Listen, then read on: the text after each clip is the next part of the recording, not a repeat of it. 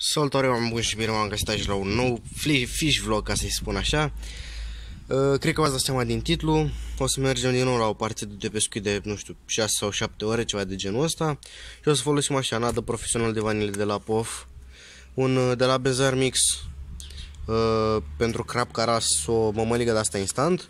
O să mai folosim niște mămăligă de la Claumar Pescar, pătrată, pătrățele de 10 mm.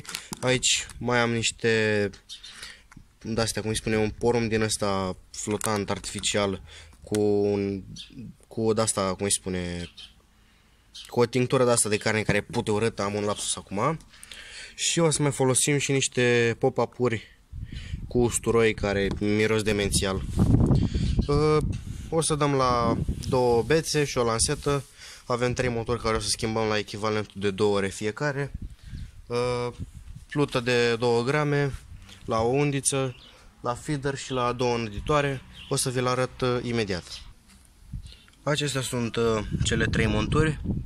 Dacă doriți să fac un videoclip cu ele sau despre ele, nu uitați să lăsați un comentariu în secțiunea de comentarii. La acesta o să folosim porum din acela cu pop-up, la acesta doar porum de conservă și la acesta, nu știu ce, poate niște viermuși cu ceva mămăligă, vedem. Pe această lansetă, no name, care din punctul meu este foarte bună și a făcut treaba. Ok, ne vedem pe baltă în câteva secunde. Am ajuns și noi aici pe, pe baltă, mult spus, un canal așa de alimentare cu apă. Ora, că doamne iartă, e 7, aproape 8, nimic de la ora 6. Dăm cu nadă mămăligă instant de la Claumar Pescar și ceva nad de vanilie, v-am arătat-o. Nimic. Acolo aveam încă o plută. Pluta mea undeva în partea aia. Și dăm și la ceva năditor, la o lansetă în partea aia. Așteptăm. Și exact, și prindem peste la cocolaj de bancă, n-a intrat nimic până acum, nici măcar o plătică. Exact. Păi da. Opa, s-a auzit ceva. Doamne, știu să fie de cu bine. Ne vedem la un drill ceva sau la prima captură. Un mic update așa ca să mai vorbim și noi despre ceva în clipul ăsta. Ora 8 și 7 minute, trece trenul. Nu știu cât de bine se vede. Avem așa, o plută, 2 plute și o lansetă, care momentan n-au și-a făcut deloc prezența. Avem aici niște porum flotant, care am adăugat un de asta, cum îi spune, aditiv de carne, ceva de genul ăsta care pute în ultimul hal. Aici minunata noastră nadă, care mai trebuie umectată din când în când, că dacă nu... Așa.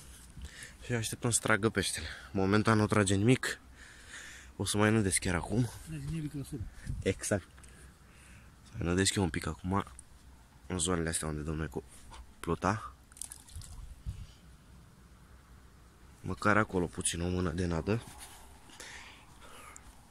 Undeva în partea aia la stuf. Hai să fie bine, să nu fie rău. Ne vedem mai încolo. Partida asta cred că a fost un eșec total. N-am mai prins nimic, nici măcar un peștișor. Dă domnul la acolo, la răpitor în partea aia. Se poate undeva în partea aia, nu știu dacă se vede bine. La răpitor. În schimb, plutele stau pe 4. Pe peste tot numai în gura la pește, nu? Nu știu cât de bine se vede. Asta este. În schimb, ne distrăm și noi cu mormol și să-i prindem cu miciogul ăsta de plajă. Și aia e. Să sperăm să vină un pește mai mare, măcar acolo atunci pe sfârșit, și le eliberez. Dacă vine, le eliberez. Ne mai auzim. Ne-am schimbat punctul de bătaie. Mini delta aici. Suntem aici la o gură de canal din asta și ceva de genul. Așteptăm să intrăm peștele, nimic. E ora 2 secunde, nu văd, 10:40 și nimic. Așteptăm să intre ceva. E pe acolo. Mai e pe partea aia. Nu cred că intre nimic astăzi. Ne-am distrat un pic cu mormonul ce erau pe aici, dar pește mai mare, nimic. Nada, zero.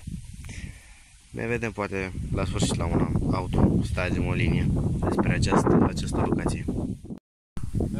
Am prins nimic, dar ce putem da un pic la viitor. Nu prea mă prins de pe cu astea, mă fi ceva din bazar ieftin. Acum vedem dacă prindem ceva, să prindem ceva, vedem dacă prindem ceva. Că pește, da, dar poate prindem ceva, un bipănar ceva. Sper să nu prind o știucă, că n-am nici înainte o știucă în aseta asta. Și e grav. Hai să vedem dacă prindem ceva. Aoleu. Lasă-mă prindem. Adevăr, asta e super mare pentru răpitor, dar asta e. Am găsit și aici un trăpitor.